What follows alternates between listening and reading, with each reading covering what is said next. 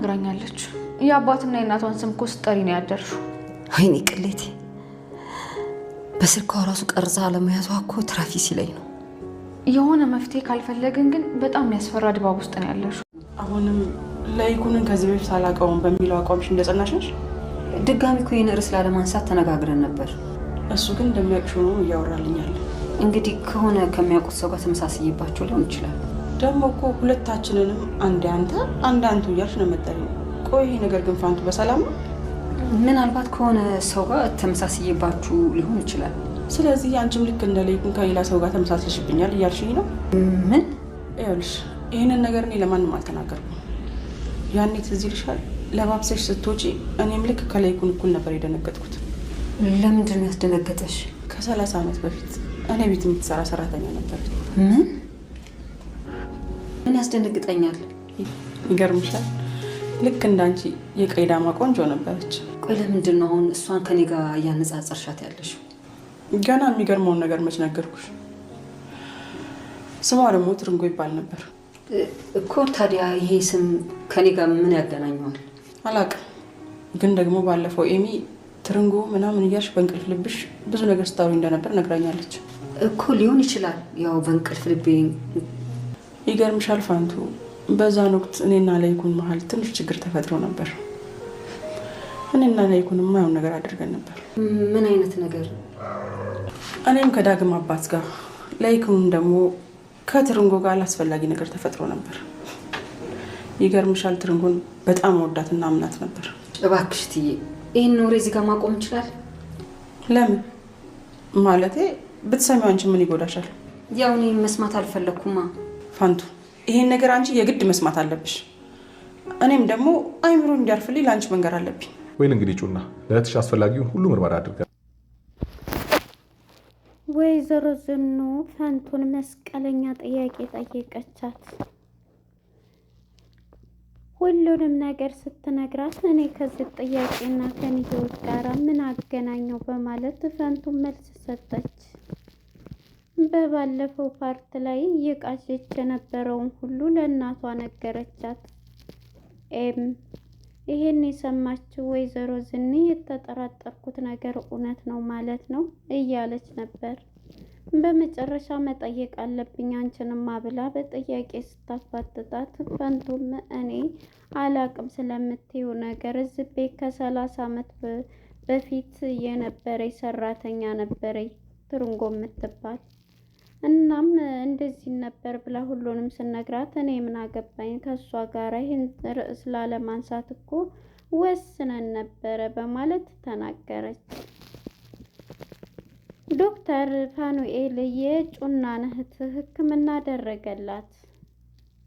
ሁሉንም ነገር ጩናም በይቅርታ ጎንበስ ቀና ብላ ይቅርታ ጠየቀች። ሰላም ጤና ይስጥልን ውድና የተከበራችሁ የቻናል ቤተሰቦች እንኳን ወደ ቻናል በሰላም መጣችሁ። ኑሃሚን የተሰኘው ተወዳጁ ድራማ እንደቀጠለ ነው። በባለፈው ፓርት እንግዲህ ኑሃሚን የተሰኘው ድራማ ወይዘሮ ፋንቱ በእንቅልፏ ላይ እየቃዠች ትገኛለች። እንግዲህ ወይዘሮ ፋንቱ የዳግም እናት ወላጅ እናት ሆና ነገር ግን አሁን ብናገር ይሄ ቤትም ይፈርሳል እኔም ደግሞ ብዙ ነገር እንትን ይላል እያለች የምታስበው ዛሬ ደግሞ በህልሟ አቶ ለይኩንን እጅ ከፈንጅ ነበር ሻንጣዋን ሲፈትሽ እየያዘችው። በዚህም የተነሳ ቅዥቷ እንደጨመረ ነው። በተኛችበት ቁጭ ባለችበት ከሱ ጋር እያወራች ሊሳሳሙ ሲሉ እንደደረሱባት ይሄ ቤት ሊፈርስ ነው እያለች እየቃዠች ነበር። እኛም ያው ተመልካቾች አይ ይሄማ ቅዠት ነው እንጂ እውነት አይደለም ያው ተኝታም ስለነበር ቅዠት ነው እያልን ነበረ። እናም እንግዲህ የመጣችው ያን ሁሉ ስታወራና ስትቃዥ ነበረች ስታዳምጣት የነበረችው ቁማ። በዚህም ጊዜ የቤት ሊፈርስ ነው በእኔ ትርንጎ እያለች ነበረ ስትጣራ የነበረችው የራሷን ስም ማለት ነው። በመጨረሻ ምንድን ነው የሰማሁት ነገር ብትላትም ምንድን ነው ስትላት እንዴ እየቃዠሽ ብዙ ነገር እያልሽ እኮ ነው ስለዚህ ቤት እውነቱን ንገሪኝ ካልሽ እያለቻት እንዴ ታዲያ ሰው እኮ ተኝቶ ይቃዣል፣ እኔ ተኝቼ እንዴት ላቅ እችላለሁ እንቅልፍ ላይ ሁኜ ስትላት፣ አይ አንዳንድ ቅዠቶች እውነት ይሆናሉ እያለች ነበርና እንግዲህ ኤምም በመደናገጥና በጣም እንትን በማለት ተነስታ አባዬ ይጠራሻል በማለት ቁርስ ቦታው ተነስታ ትሄዳለች። እዛም በመሄድ ኤም ሁሉም ፊቷን ሲያዩት በጣም ተቆጥታና ተቀይራለች። እንዴ ኤም ምን ሆነች ነው ብትባልም ምንም አልሆንኩኝ ምንም ብላ ነበረ። ቢጠይቋትም ሁሉ በቃ ማረፍ ፈልጋለሁ እኔ በኋላ ነው የምበላው ብላ ተነስታ ክላሷ ትሄዳለች። እንግዲህ ወይዘሮ ዝኑም ቁጭ ብላ የልጇን ፊት ስታይ ምንድን ነው በማለት እየተጠራጠረች ትኖራለች።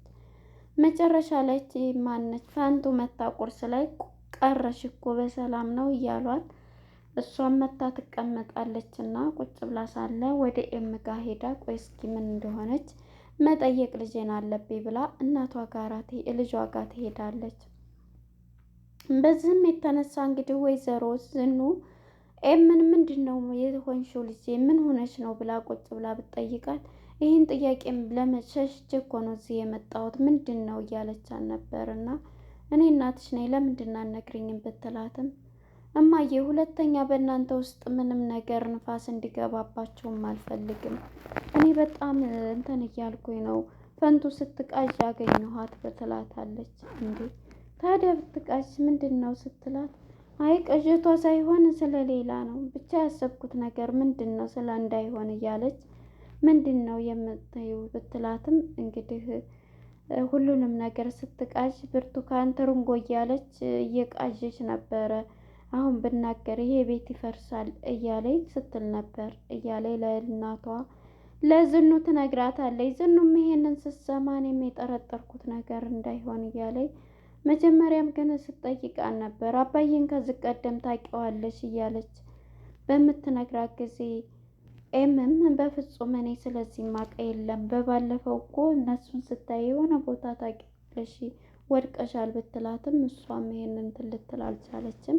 ኤምም ያው ክላሷ ሆና ለእናቷ ይሄን ብትላትም እናትየዋን በጣም በመደናገጥ ተነስታ ትሄዳለች ማለት ነው። መጀመሪያ ግን ፈንቱና ማነች ወይዘሮ ዝኑ ሲገናኙ አንቺ ጋር ያልጨረስነው አለ ብላት ነው በፉገራ የተለያዩት ነበረ። እናም እንግዲህ እየበሉ ሁላቸውም ቁርስ እንግዲህ በጣም አስተያየቷ ምናምን እንግዲህ ዳግምና ናሆምም እያዩት መጀመሪያም ስገባ እንግዲህ ደህና አደርክ ናሆም ነበር ያለችው። እንግዲህ ዳግም እንዴ ዳግም ብቻ ነው እንዴ ያለው ሲል አይ ይቅርታ ያው ፊት ለፊት እሱን ስላየው ነው ናሆም ዳጊ ደህና አደርክ ትለዋለች። እና በጣም በመደናገጥ እንግዲህ እየበሉ ነበርና ቁርሱንም እነሱም እያጎረሳቸው ነበረ። በምግብ እየበሉ ሳለ እንግዲህ ላጉርሳቸው ብሎ እንደ እርሱ እኮ ማጉረስ እንጂ መጎረስ አይወድም ብላ ወሬዋን ተድንገት ያመልጣታል ፈንቱ ማለት ነው። የዚህ ጊዜ እነሱም በመደናገጥ ይቺ ሰው ግን አስተያየቷ እያሉ ሁለቱም እየተንሸካሸኩ ነበር ዳግምና ናሆም ማለት ነው። እና በዚህ የተነሳ ሁሉም በጣም ግራ በመጋባት እንግዲህ ማነች ዝኑም አብራ ነበረችና እንዴት ነው በመጉረሱን ማጉረስ እንጂ መጎረስ አይወድም የምትለው ብላ በጣም ትናደዳለች ዝኑ ማለት ነው። እንግዲህ ይህንን በልተው ሲያበቁ እኔ እንደውም ክላሴ በቃኝ ልብላ ብላ ይህን በምትል ጊዜ እንዴት አወቅሽ ባሌን እንትን ማለት ትትላት ዝኑ ተነስታ ትሄዳለች ፈንቱ ማለት ነው። በጣም የምታወራውን ወሬ ሁሉ እየተከታተሏል ነበር በመደናገጥ። ዝኑም ተነስታ ክላሷ ሄዳ እያለቀሰኝና በጣም እየተደናገጠኝ እውነቱን አፍርጨው እንትን አላለሁ ወይስ ብን ብዬ ልጥፋ እያለች ከራሷ ጋር እየተጋጨች ነበር።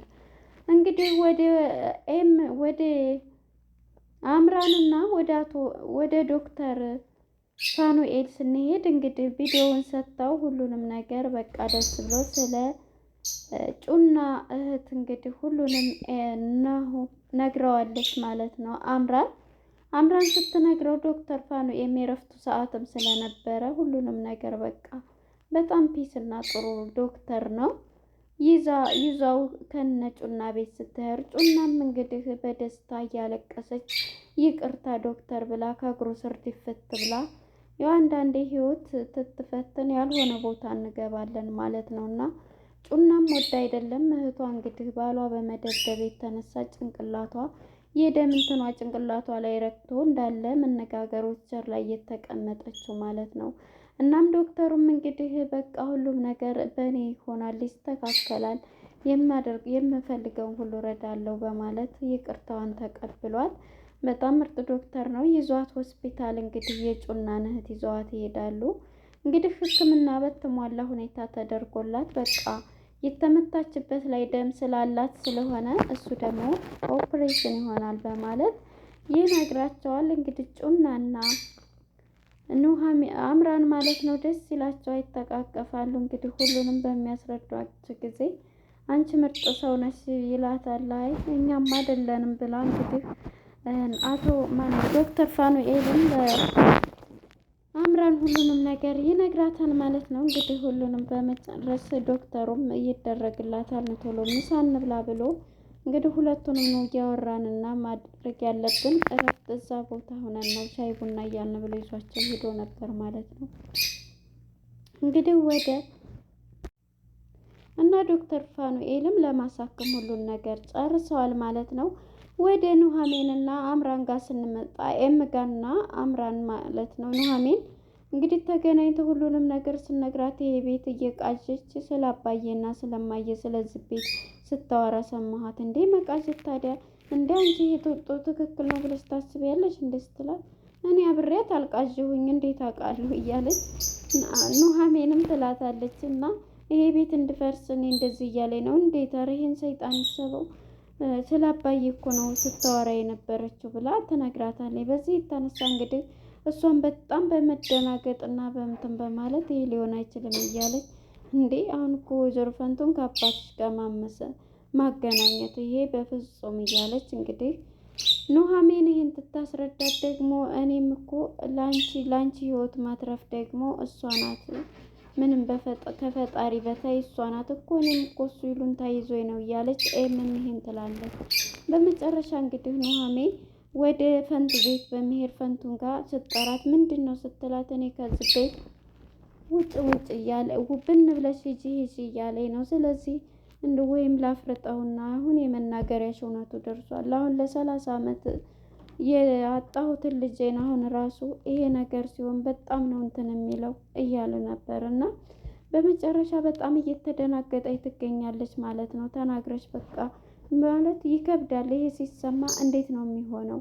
የቤትስ እንትን እያለች በጣም ተጨንቃለች። እንግዲህ እውነቱን የማውጫሽ ጊዜ ደርሷል እያለች ኑሐሚንም እየነገረቻት ከባድ ነው ስናስበው፣ ግን ደግሞ በቃ ብን ብለሽ ጥፊ ይለኛል ስትል ይሄንም ከአእምሮች ሁለተኛ እንዳታስቢ ትላታለች። እና እንግዲህ ዝኑ ደግሞ እሷን በማግኘት ወደ ፈንቱ ጋር በመሄድ ፈንቱን በጥያቄ ይወጥራታለች። ፈንቱን ከዛሬ 30 ዓመት ትርንጎ የምትባል ሴት ነበረች። ታዲያ እኔ ስለ እሷ ህይወትና ስለ እኔ ምን አገናኘኝ ታዲያ ስትላት፣ አዳምጪኝ ገና መጨረስኩልሽ። እኔ ከአቶ ለይኩን ጋር ተጣልቼ እኔ ከሌላ ሰው ጋር ሲሄድ እሱ ደግሞ ከሰራተኛችን ትርንጎ ጋራ እንትን ብሎ ነበር ወስልቶ ነበረ ትላት። በጣም ትደናገጣለች ማለት ነው ፈንቱ። እኔ ታዲያ ስለሱ እኔ ምን አውቃለሁ? እኔ ትርንጎ የምትባል ሌላ እንግዲህ ስሟን ቀይራ ዝናሽ ነው ያለችው። እዚህ ጋር ደግሞ ማነች ፈንቱ ትርንጎ የምትባል ሰራተኛ ነበር እና ስለዚህ መጨረስኩልሽ ይሄ ነበርና ልጅ ወልዳ ራሱ ጥላ ሄዳለች ብላ ትሏታለች። ይሄንን ሳትነግራት ገና ትደናገጣለች።